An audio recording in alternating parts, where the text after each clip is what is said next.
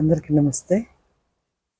December 10th ఈరోజు జరిగిన 3 ముఖ్యమైన విషయాల గురించి చూద్దాం. మొదటిది, Nobel prize to Indian physicist C V Raman garu light scattering అనే అంశానికి చేసిన హార్డ్ వర్క్కి 1930 ఇయర్లో ఆయన నోబెల్ ప్రైజ్ అవార్డు తీసుకోవడం జరిగింది. 2, Nobel prize to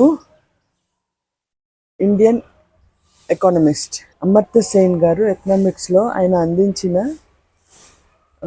welfare economics అనే ఫీల్డ్కి 1998లో నోబెల్ ప్రైజ్ అవార్డు పొందడం జరిగింది.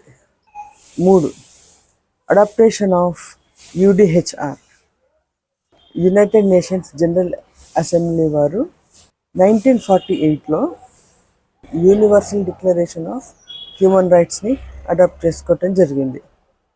అండ్ ఈ రోజుని హ్యూమన్ రైట్స్ డేగా చూడటం జరుగుతుంది. ఇదండి ఈరోజు హిస్టరీ. మరొక వీడియోతో మళ్ళీ కలుద్దాం. బాయ్.